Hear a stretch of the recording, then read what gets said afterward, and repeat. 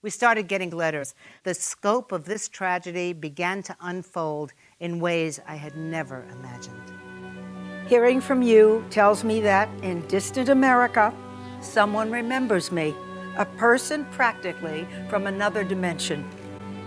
Running from the enemy, we left behind our comfortable dwellings, left our photos and all our belongings. And about this sorrow, nobody ever speaks. We left behind our old people who met all pleased with refusal, since who would touch us, old people? But of course they did touch them. They burned them alive.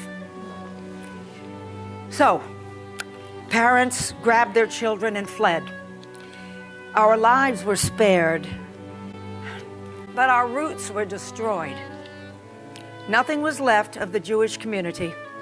Not a memory, no language, no holidays, no schools, no synagogues, and above all, no old people, the roots, who could raise the young ones like Mother Earth feeds offshoots and leaves. But these shoots and leaves now had to begin from nothing. And this nothing did not remember its God, because it didn't even know its own language.